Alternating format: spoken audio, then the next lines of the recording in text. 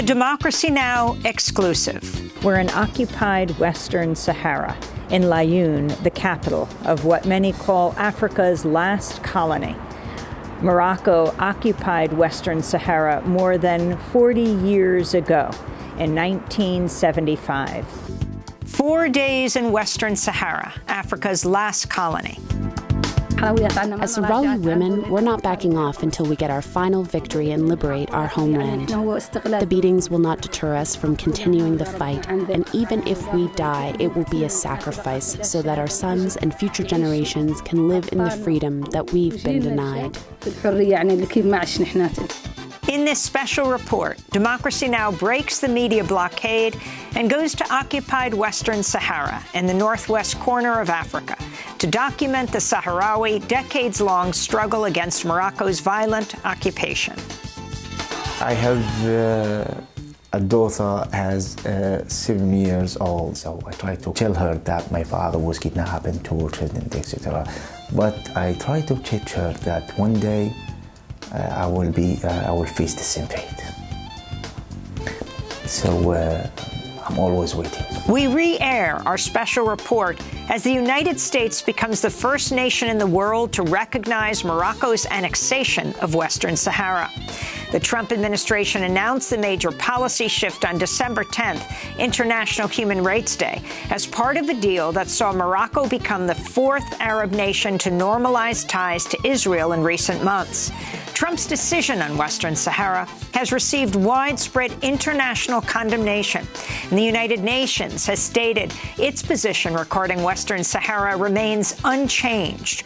Meanwhile, a nearly 3-decade ceasefire in Western Sahara also recently ended after the Moroccan military broke into a southern no-go buffer zone on November 13th to attack Sahrawi civilians and exchange fire with the Polisario Front, the Sahrawi liberation movement seeking independence. As Morocco and the Polisario engage on the battlefront, dozens have been arrested in the occupied territory. Many of the Sahrawis in this film are currently under police siege or in hiding. All that and more coming up. This is Democracy Now!, democracynow.org, the War and Peace Report. I'm Amy Goodman. Today, a Democracy Now! Exclusive. 4 days in Western Sahara, Africa's last colony.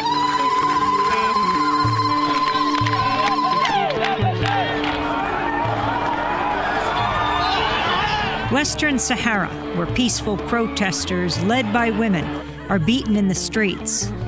Thousands have been tortured, imprisoned, killed, and disappeared while resisting the Moroccan occupation. He jabbed right at my eye with his baton. I was yelling at him, "Hey, you Moroccan, you pulled out my eye." Where natural resources are plundered, from phosphates to fish. I say that our damnation comes from the natural resources we have here. If it wasn't for these natural resources, Morocco would never have invaded Western Sahara. Where a massive wall divides a people, the Sahrawi, the native population, denied a vote for self-determination. If we don't speak out, especially us as victims who have suffered all of this, if we don't speak out and defend our cause, this problem will remain. Western Sahara, the center of a 4 decades-long struggle for independence from Morocco, its neighbor to the north. Morocco has occupied the territory since 1975 in defiance of the United Nations and the international community. The story of Western Sahara is one of colonialism, plunder, and resistance. It's also a story rarely told in the international media. And it's here in Western Sahara where the scholar Noam Chomsky says the Arab Spring first began in late 2010, before the uprisings in Tunisia and Egypt. The Moroccan forces came in, destroyed the tent cities, a lot of killed, wounded, and so on, and then it spread. But the struggle in Western Sahara dates back much longer. For nearly a century, Western Sahara was colonized by Spain, but the Spanish occupation ended in 1975, setting off a regional fight. On October 31st, 1975, both Morocco from the north and Mauritania from the south invaded Western Sahara as Spain withdrew. Days after Moroccan troops invaded, King Hassan II ordered hundreds of thousands of Moroccan citizens to enter Western Sahara in what became known as the Green March. Mauritania would withdraw less than 4 years later, but Morocco has remained to this day. Just days after the Moroccan invasion, Secretary of State Henry Kissinger privately told President Gerald Ford he hoped for a, quote, rigged UN vote at the Security Council to confirm Morocco's claim over Western Sahara. About half of the Sahrawi population fled the invasion to neighboring Algeria, where they settled in refugee camps in the middle of the desert. The Moroccan invasion set off a 16-year-long war with the Sahrawi liberation movement known as the Polisario Front. Morocco's army, with the help of U.S. military aid, drove the Polisario to Western Sahara's eastern desert. Morocco then created the world's longest minefield and built the second longest wall on Earth with the help of U.S. weapons companies Northrop and Westinghouse.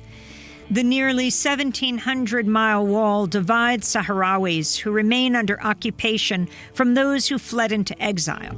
The Moroccan government began decades of torture, disappearances, killings, and repression against pro-independence Sahrawis living in the occupied territory. In 1991, the UN sponsored a ceasefire and promised Sahrawis a referendum on self-determination, organized by its peacekeeping mission known as MINURSO. Since then, Morocco has blocked attempts to organize the vote, and the UN Security Council has refused to implement its own referendum plan or allow MINURSO to monitor the human rights situation in the territory. And the international media has largely ignored the occupation, in part because Morocco has routinely blocked journalists from entering Western Sahara. But in late 2016, Democracy Now! Successfully broke the news blockade. We were in Marrakesh, Morocco, for the United Nations Climate Change Conference. With UN credentials and U.S. passports, we decided to take a chance and attempt to do what no foreign television crew has done in years: report from Africa's last colony.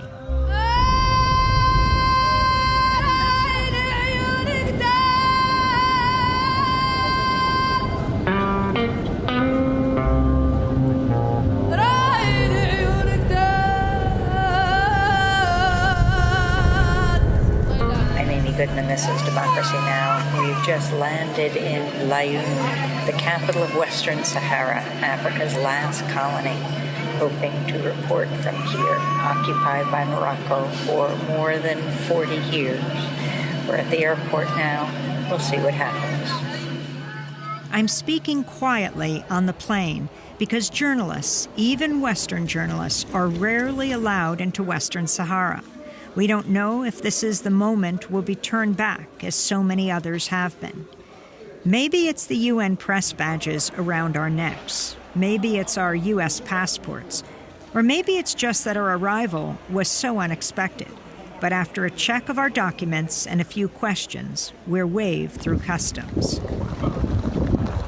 Outside the airport, we climb into a car driven by Jamal, our translator and guide. They were very nice to me.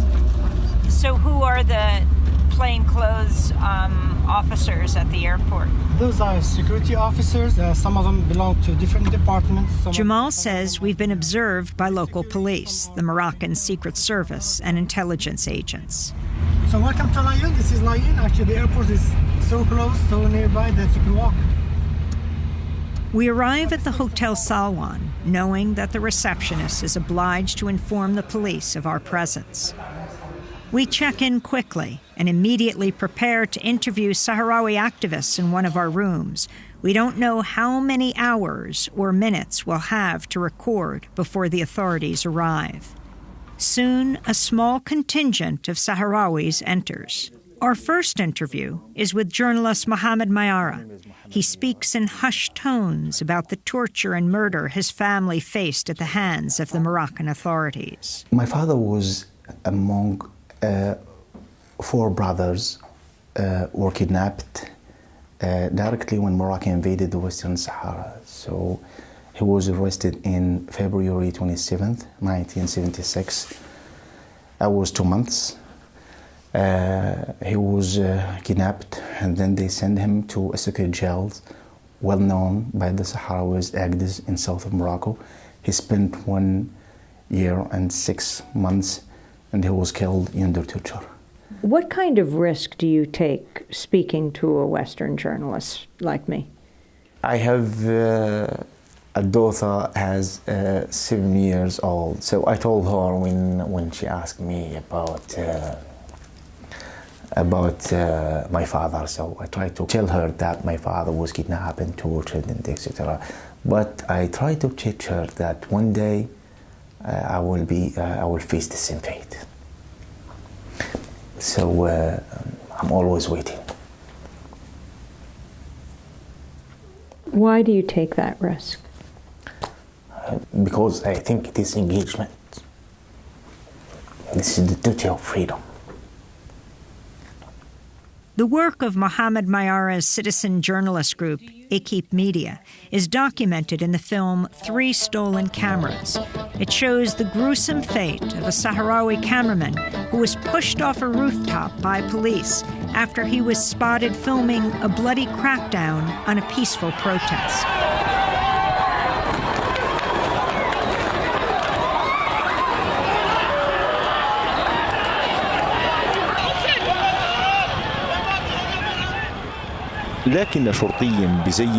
Suddenly, an undercover policeman had detected me on the rooftop.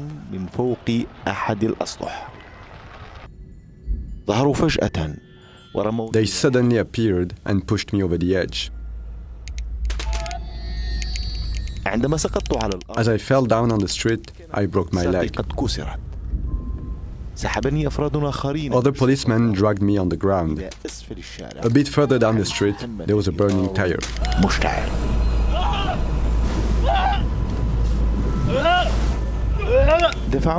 They pulled me over it. It was no accident. They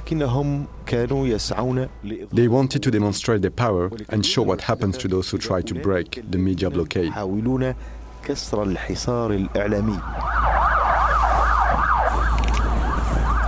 Facing this kind of violence against those who document Morocco's crackdown and dissent, it's remarkable that these Sahrawis were willing to speak with us.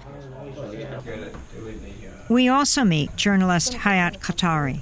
Can media operate here in Western Sahara? Can you have your own media? We are very much harassed. The most recent episode was when my sister, Nazha al-Khalidi, had her camera confiscated. And then they arrested her, and she was brutally treated by the authorities over 24 hours in the police station. That's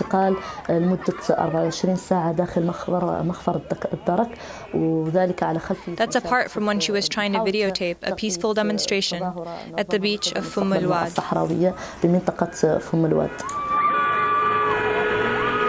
It's now past midnight. Not long after we finish our interviews, we get a phone call. The hotel receptionist tells us the police are in the hotel lobby demanding to see us. We make our way downstairs. 2 men in plain clothes tell us to sit down and warn us against reporting in Western Sahara. We go back upstairs, and soon after we learn a pro-Moroccan government website called Sahara Zoom had published details about our trip, including information about the interviews we had done in our hotel room that night. The message was clear. We're watching you.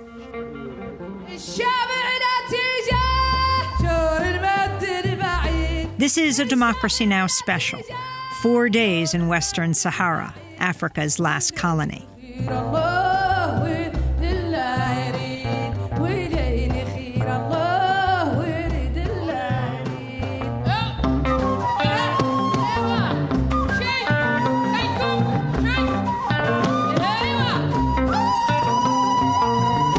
That's Sahrawi singer Mariam Hassan from her album Layoun on Fire. This is a Democracy Now! Special, 4 days in Western Sahara, Africa's last colony. I'm Amy Goodman. It's day 2 of our trip to Laayoune, the capital of Western Sahara. Despite warnings against reporting from here, we set off for the offices of a human rights group. We carry all our possessions with us, assuming our hotel rooms could be searched or we could be deported at a moment's notice. Everywhere we go, we're followed. We just left our hotel, and a man with a motorcycle just outside, as we came out, he started texting. And now he's a little bit behind us, keeping a careful distance. We've got security on our tail. We've made a right and a left and a right. We've made a U-turn, and the man on a motorcycle is right behind. Everywhere we drive are the posters, the billboards of the king. That's the Moroccan king, King Mohammed VI. Right here, this is the door. So we've arrived at the only Moroccan-accepted nonprofit here in Laayoune. There's clearly security sitting right next to the door, and the motorcyclist, the so-called security, is right behind us. The human rights organization has a long name. ASVDH stands for the Sahrawi Association of Victims of Grave Human Rights Violations Committed by the Moroccan State. The walls of its office are lined with posters and photographs showing the names and faces of the imprisoned, the disappeared, the now dead. My name is El Khalia Jimmy. I'm a former victim of forced disappearance. I'm the vice president of the Sahrawi Association here. That's where we are right now. It's our association that traces the files of Sahrawi disappearance victims. Today, November 20th, marks the anniversary of my forced disappearance, which took place in 1987. El Khalia Jimmy, describe what happened to you. What happened to me happened to all the victims. Specifically, the pictures that I saw from Abu Ghraib prison in Iraq, they made me feel that I lived the same thing, that I underwent the same conditions, but in darkness. At that time, there was nobody to take pictures of us. There was nobody to talk about us. El Khalia Jimmy shows us her arm left scarred after her captors unleashed a dog on her.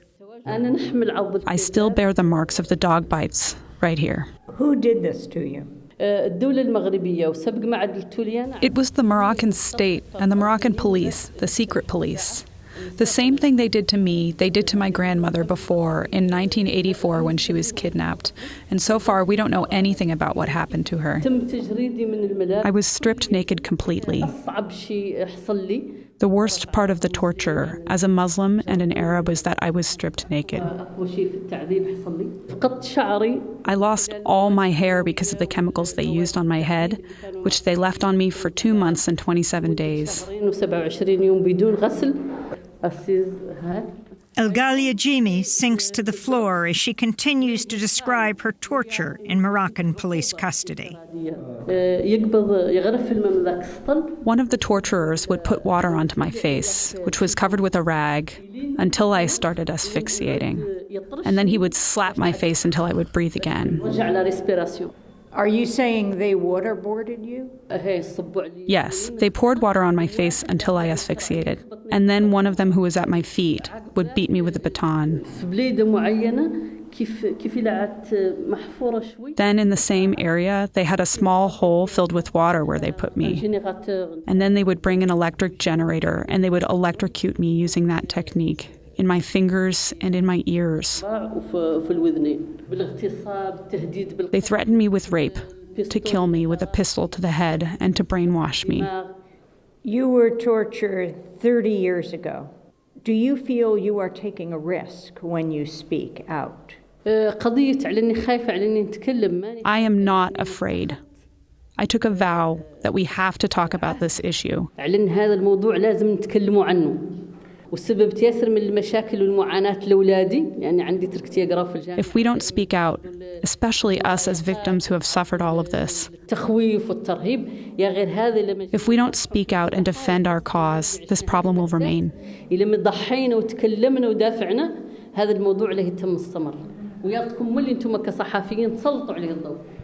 Our interview is interrupted when our guide Jamal receives an urgent phone call. We've been summoned to appear before the most powerful man in Laayoune. We get back into our car and head for his residence. Once again, we're followed by a man on a motorcycle. Are we about to be deported?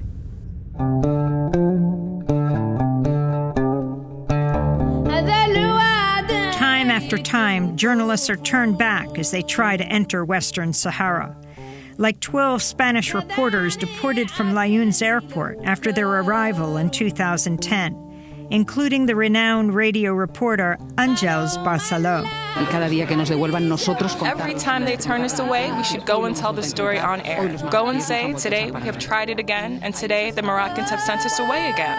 And the Spanish journalist Bernard Millet. They inspected all my gear, cameras, photographs, and they made me erase photos that, according to them, were incriminating.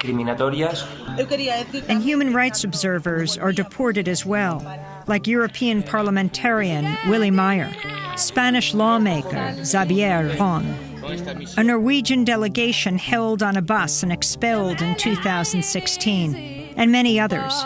All of them tried and failed to do what we had somehow managed, to make it into Western Sahara to report on the occupation. We're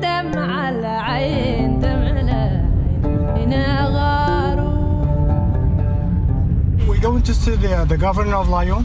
His name is Yahdi Bouchard. He's the wali. Actually, we call him the wali. It's a much superior position to the governor. He's appointed by the king. The wali is a Sahrawi and former member of the Polisario Front. He now works for the Moroccan monarchy, overseeing a security apparatus that seeks to crush the Sahrawi independence movement.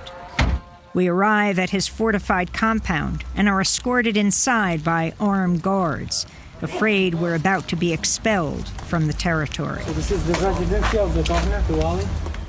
Okay, let's go, please. Inside the wali's residence, we're seated, served tea, dates, and nuts.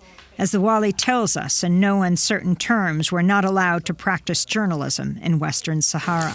If you have the authorization, I will be more than glad to provide this interview. Second position, if I am retired, I can even come to your station in the U.S. And to deliver that interview. I will be more than glad. But now, as far as you have no authorization. Despite the wali's warnings, I continue to question him. I quote from a Human Rights Watch report titled "Keeping It Secret" about Morocco's efforts to block access to MINURSO. That's the UN mission for a referendum on the status of Western Sahara. MINURSO staff members, including military observers, are subjected to constant surveillance by Morocco. This and internal pressure from MINURSO made them reluctant, even frightened, to speak to our organization, which is Human Rights Watch, except on the explicit condition of anonymity. Very exciting. Moroccan security forces, this is Human Rights Watch. Very exciting. Human Rights Watch, is that Bible? No, but are you... Is that Quran? Are you... No, I'm asking, are you disagreeing with this? I disagree completely. They say... They are working for an agenda here. What they have said about the other party? Moroccan security forces tried to prevent Human Rights Watch from entering the UN headquarters, stating that entry was forbidden to non-MINURSO staff unless it had been cleared with local Moroccan authorities first. Moroccan authorities' harassment of Human Rights Watch, as well as their strict surveillance of its activities, impeded the organization's ability to conduct a thorough investigation of human rights. Anything. They say just anything just to make things exciting. Well, let me ask you one other question, which is of concern to many people in the human rights community, which is the issue of the protests here being cracked down on and people being beaten or arrested. That's a good thing. If you are talking about peaceful demonstration, I'm with. Completely am. I appreciate to see people demonstrating and to provide their opinions. But people got injured. Sorry? People got injured. People... You will see by yourself. So you're saying people are not being hurt in the demonstrations? You will see who was hurt by those demonstrations. It's not demonstrations, it's completely the anarchy. As I continue to press him on human rights, the Wali loses his temper. You talk about human rights? Human rights, even in the United States, you don't have them. You have more than 1 million people living just in the underground in New York. And they are eating rats and rats. And when they are sick, they are eaten by the rats.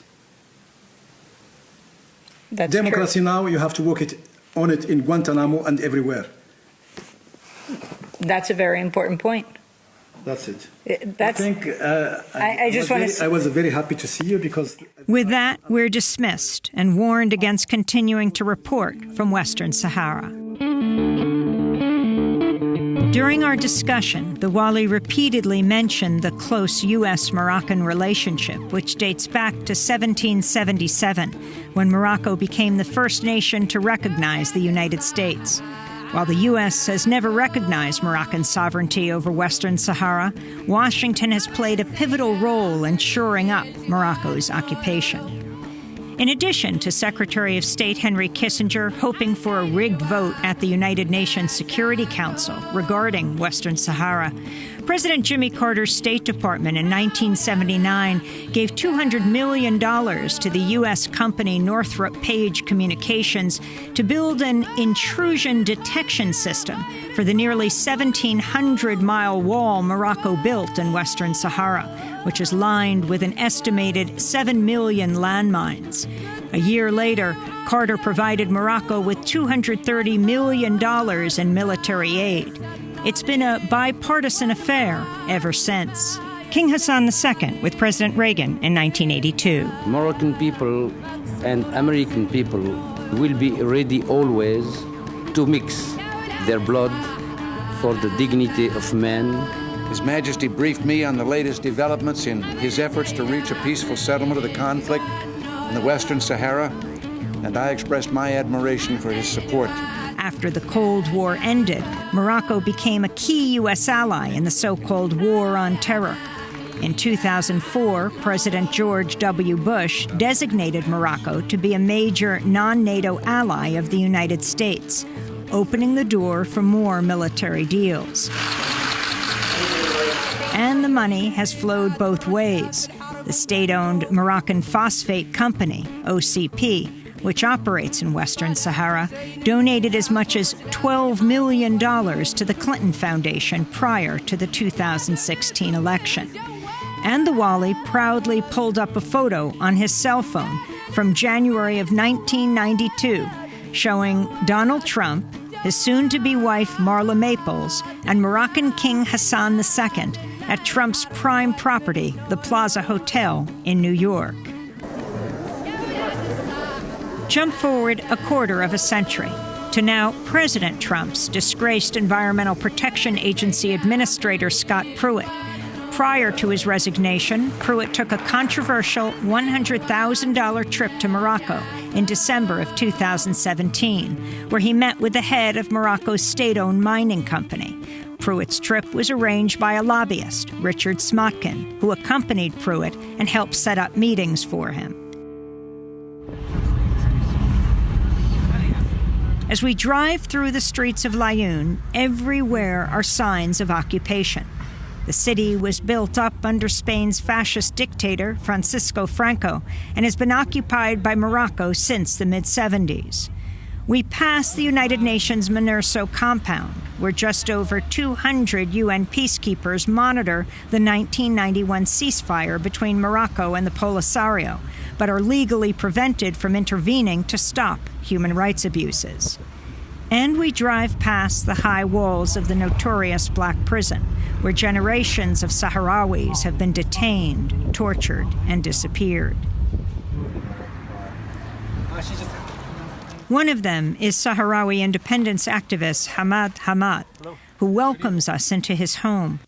Over tea, he describes his torture at the hands of the Moroccan authorities during his years spent as a political prisoner. They linked electrodes to my ears and something to my underarms and to my tongue and then other sensitive parts.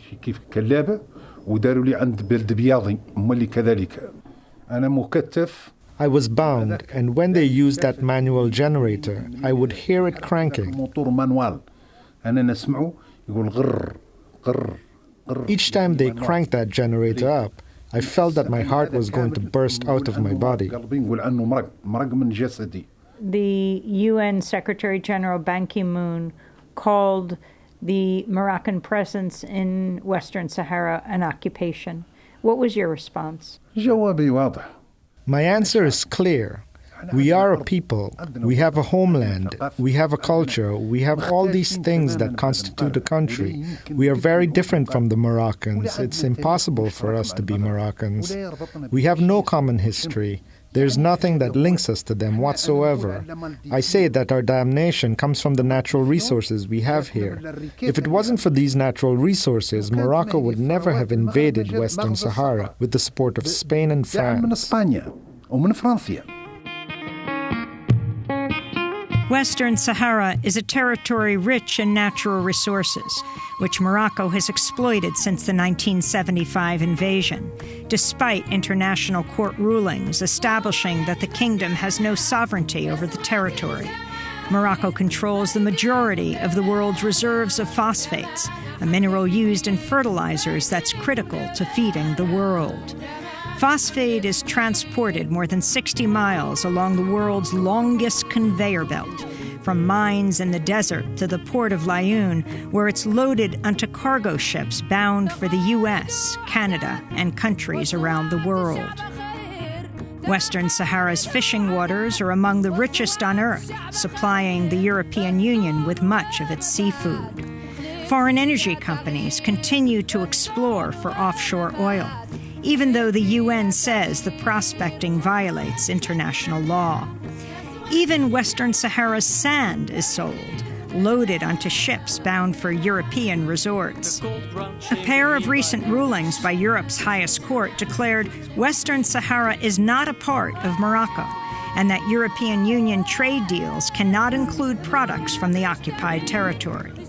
Ships carrying phosphates from Western Sahara have been held up in ports in Panama and South Africa after the Polisario challenged ownership of the cargo, claiming it belongs to the Sahrawi people. Sahrawis are fighting the plunder through peaceful demonstrations and through the courts. When they hold protests in their refugee camps in Algeria, thousands turn out to oppose foreign companies profiting from the occupation, like the European oil and gas driller Sanlion Energy. But when Sahrawis protest in occupied Western Sahara, they're routinely met with violence by Moroccan authorities.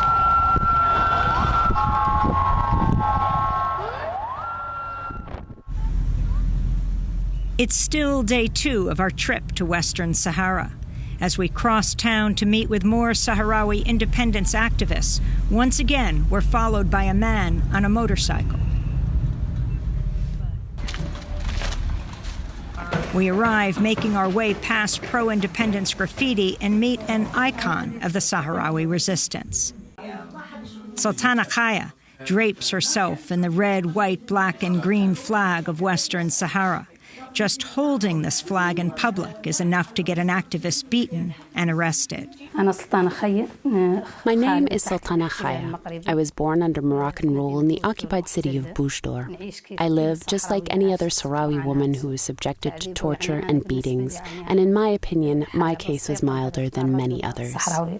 In 2007, Sultana was peacefully protesting with fellow college students at a university in Marrakesh, Morocco, when police surrounded her. May 9th was an anniversary that all Sahrawis should celebrate. We were a group of 500 Sahrawi students. We left the university campus marching, peacefully, waving flags and chanting, "There are no alternatives to self-determination." They sealed off the street and we were besieged in it. As tear gas spread, Sultana was beaten by police, one of whom singled her out for more abuse. One of them recognized me, and he jabbed right at my eye with his baton. When he did that, I bent over and I could feel my eyeball in my hand. I was yelling at him, "Hey, you Moroccan, you pulled out my eye." Sultana's ordeal continued in an ambulance as she was tortured on her way to the hospital. I told him I had a hemorrhage in my eye. He tried to put his finger into my eye socket. I didn't get any medical treatment till the next morning at 11 when a group of Moroccans came to me telling someone to sew up my eye. Because when I was in the ambulance, another woman was crying and telling me, "Your eye is gone." They were trying to sew up my eye so other women could see it and think twice before getting involved in activism. They wanted to make an example of me. Do you have confidence that Western Sahara will become an independent nation? That's for sure, because the determination of the people is invincible. What we've got is true. We've lost many men and women over this. One day, it shall be liberated. Even losing her eye has not stopped Sultana Kaya from continuing her protests for Western Saharan independence, as we will witness for ourselves even during our short stay in Western Sahara.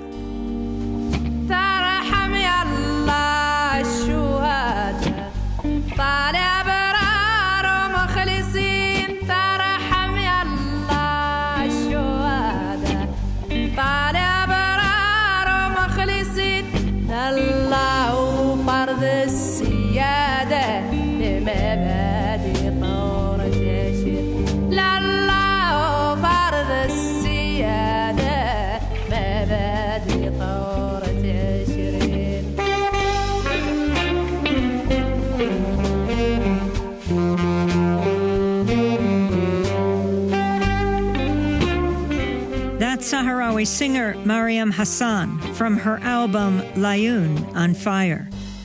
This is a Democracy Now! Special, 4 days in Western Sahara, Africa's last colony.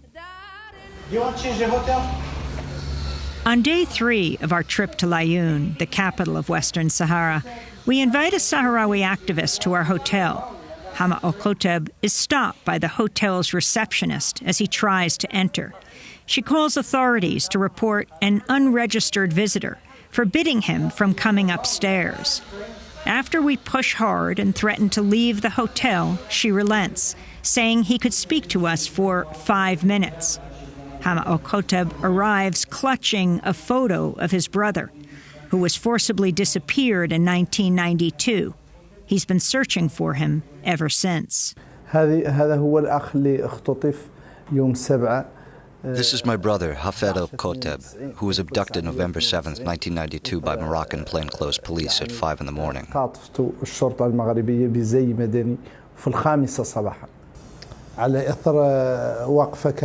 It was because of his involvement in the demonstration at the Nagir Hotel, November 6th. They woke us up very early in the morning, and the situation was very ugly. Plainclothes policemen came to our house, and they abducted him. Where was he taken to? The information that we have is inconclusive because we didn't see anything. And the rest of the people who were abducted with him, around 500 people, were blindfolded.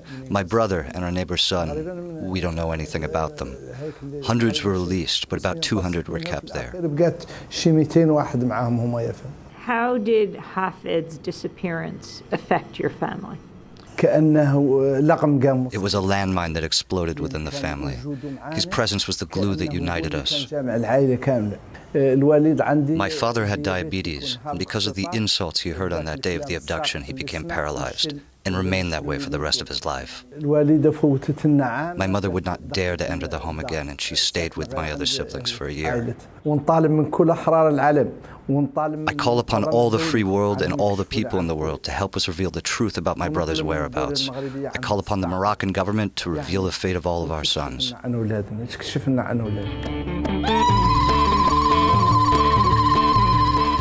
On October 9th, 2010, tens of thousands of Sahrawis fed up with decades of occupation erected a large protest encampment in the desert outside Layoun.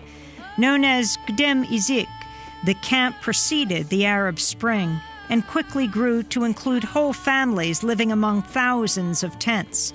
This is human rights activist Nama Asfari laying out the protesters' demands. Freedom of speech, freedom to demonstrate, the right to housing, the right to work. But in the legal context of the territories of Western Sahara as non-autonomous territories. Speaking on Democracy Now!, renowned author and activist Noam Chomsky called the Gdeim Izik uprising the start of the Arab Spring. The current wave of protests actually began last November in Western Sahara, which is under Moroccan rule after a brutal invasion and occupation. The Moroccan forces came in, carried out, destroyed the tent cities, a lot of killed, wounded, and so on, and then it spread. On November 8, 2010, Moroccan forces used tear gas, clubs, and water cannons to force the protesters from their tents before firing live rounds and setting the camp on fire.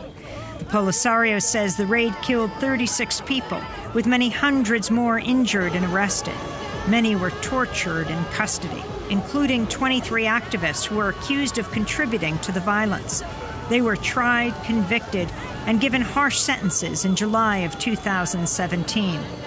It was the latest chapter in a long history of repression against Sahrawis at the hands of Moroccan forces.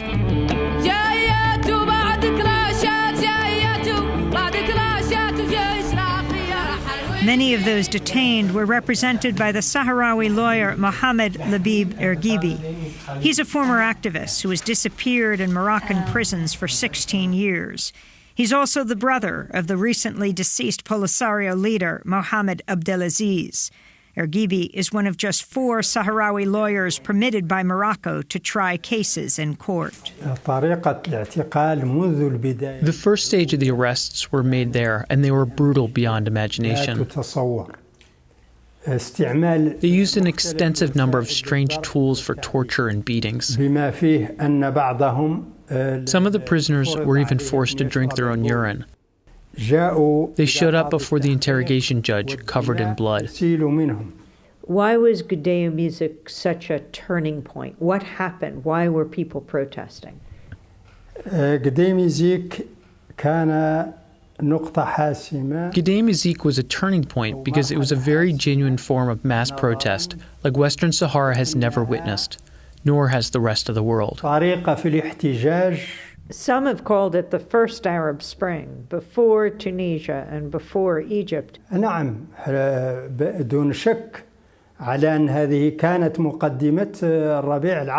Yes, without any doubt, this was the beginning of the Arab Spring. Every media outlet, after Gdeim Izik, could only talk about how well organized, well managed, and well prepared the protest in Western Sahara was. And from here it spread to Tunisia and Egypt. So of course, when the American academic noted that this was the beginning of the Arab Spring, he was correct. After leaving Mohamed Erghibi's office, we drive to a restaurant near the airport for dinner. As usual, we're followed. So we sat down here at a restaurant near the airport in Laayoune.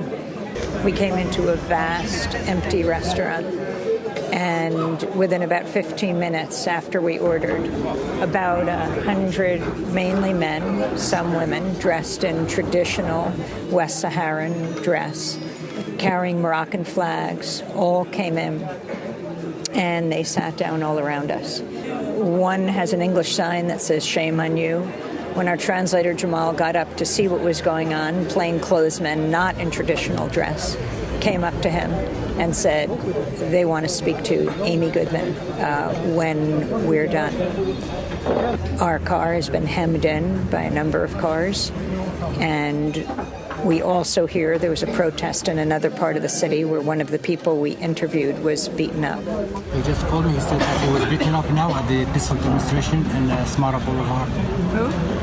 Hamar Qutb, who we talked to yesterday. yes, he was now participating in the peaceful demonstration, and he was beaten up. Some of the people here came over very close to us and took pictures.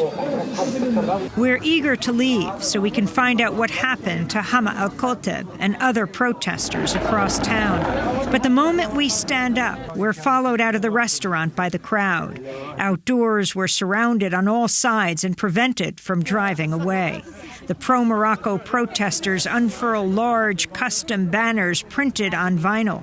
They're starkly reminiscent of a banner photographed at a Moroccan state-sanctioned protest against UN Secretary General Ban Ki-moon in March of 2016, after he used the word occupation. Back at the restaurant, one of the vinyl banners with red and black lettering has a photo of me interviewing a Sahrawi activist with the caption, "Shame on you." We're standing here outside of a restaurant that we came to near the airport called Umaima, and a group of 50, 60, 70 people in West Saharan dress have descended on the restaurant carrying signs that say "Shame on you."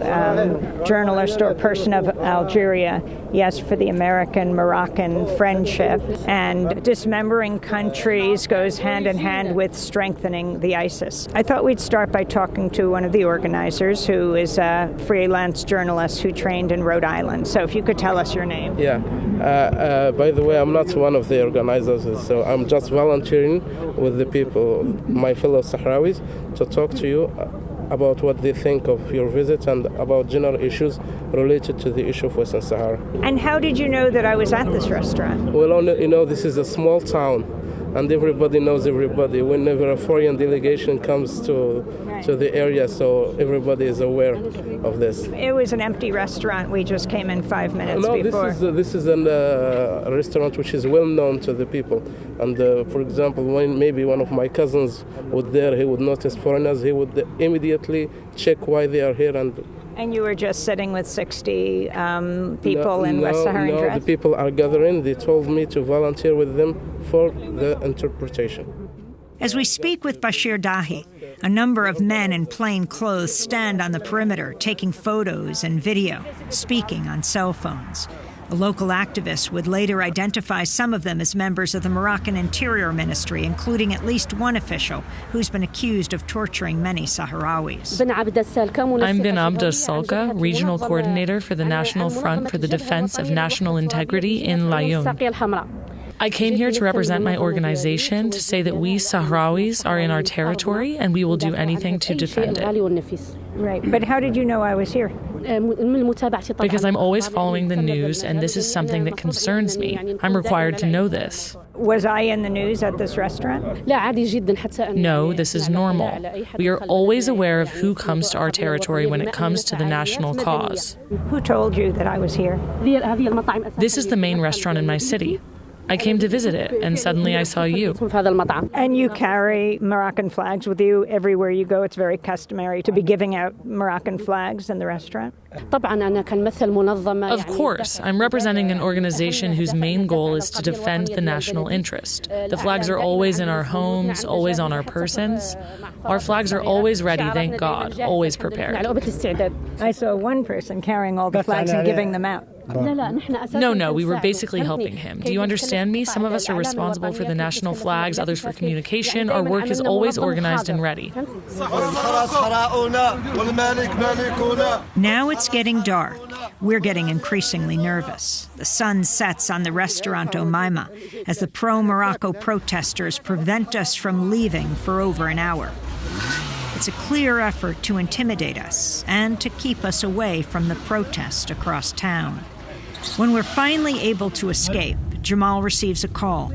A number of Sahrawi activists have been badly beaten. We race to the home where they're gathered to recover from their injuries.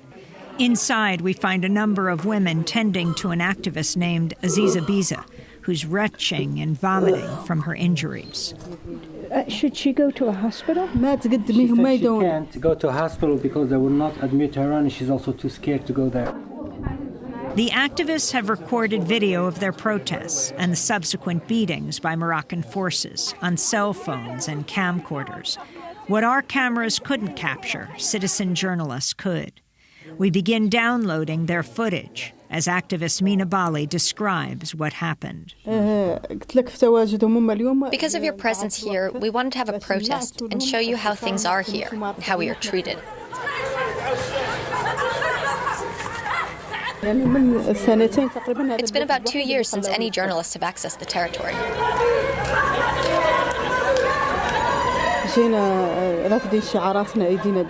We came chanting slogans, making peace signs with our fingers as usual. And then they intervened against us in the street.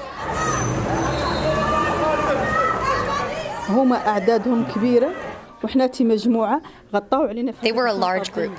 They pushed us into a narrow street. They took me, one of them grabbed my hair and he started beating me. He wounded me here, under my nose. He grabbed my breast and continued beating me against the wall.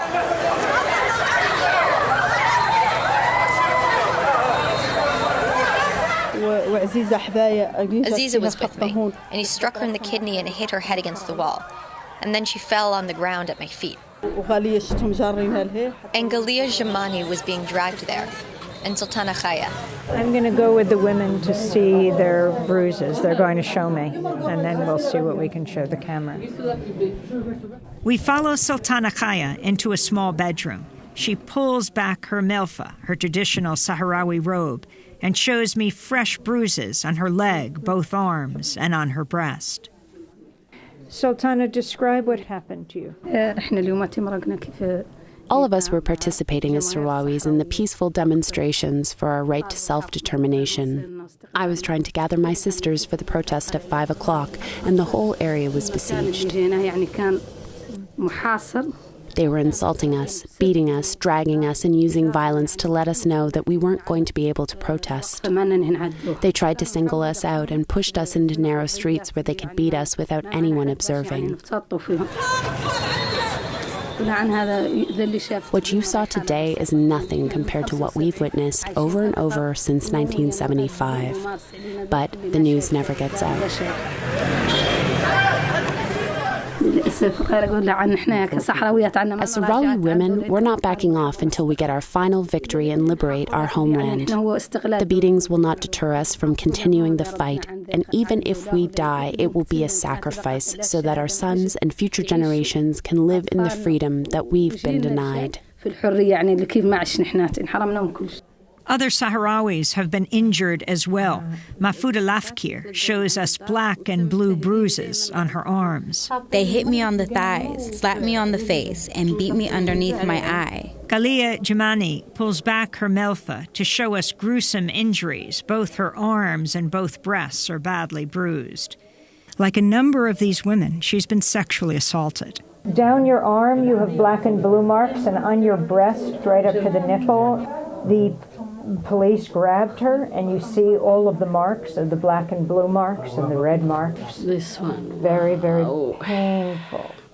Once they intervened against us, one of them pulled and twisted me by my breast, and I was screaming out loud, "Hey, you're hurting my breast," but he didn't care. Next, we meet the man who risked his safety to film the assault on protesters from a nearby rooftop.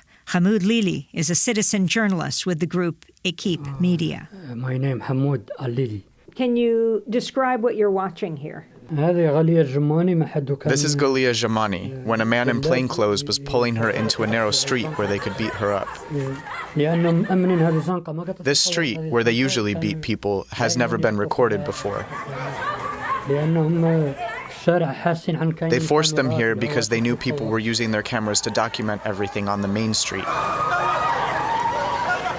So I was lucky to get a clear shot of what was happening to Mina Bali and Aziza Biza, but unfortunately this informer saw me and then notified all the others. And then what happened? I tried to move to the next window, out of sight, but my hiding place was revealed. When they saw me, they tried to break down the door and they stormed the building. The house owner went outside and they beat him up. I fled the house. I closed the door to the rooftop and jumped to another house to save the camera gear, and that was my exit. Why are you a media activist? Why do you video? Because there's a total media blackout across the region, and there is no international media to cover everything that's happening to the Sahrawis. And we volunteer as activists so we can transmit the suffering to the outside world through our cameras. Back in the living room, Aziza Biza has stopped vomiting from her injuries and is propped up on pillows. She's able to speak with us, with her husband and teenage son sitting beside her. They started beating me up out there and kicking my stomach. Then they tried to strangle me by my melfa. I felt something around my throat and I couldn't breathe. Then I fainted. I don't remember anything. I just remember that I found myself here. You said they kicked you in your kidney? Yes, and also they kicked me in my head, which already had stitches from a previous beating, and then kicked my ribs. And yet you still came out for another demonstration. Why is it so important to you? It is very important for me because I want the liberation of my country, because I want to live like other women in the world, in freedom, and to see my children and my country free. What are you calling for? I call on the free world to help us free our country, to get liberated so that we can live our lives like normal women around the world.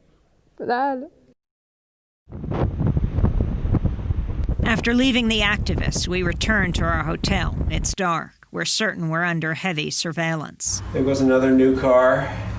Can we turn off the light? Soon there's a commotion outside our room on the boulevard below. Cars are making U-turns outside of our hotel. Their driver is clearly alarmed over something happening further up the street. Jamal gets a phone call from Mohammed Mayara of Equipe Media. He describes the police violence he's witnessing nearby. I'm seeing police throwing stones and raiding houses. It looks far from you. Let's go upstairs. We climb a set of stairs to the hotel's rooftop. We spot protesters on a sidewalk below, a few hundred feet away. They begin to scatter just as the hotel's night manager demands we leave. He said you're not allowed to be here. We quietly descend and return to our room. From our window, we spot about a dozen men throwing stones, then turning and running away. Moments later, police in riot gear arrive, charging the protesters and throwing rocks of their own. As the night wears on, the confrontation between Sahrawi activists and the police winds down. We heard later there'd been arrests. We spend our few remaining hours at the hotel taking precautions to protect the footage we'd recorded over our trip to occupied Western Sahara, then make our way to the airport. All right, now we live in the hotel.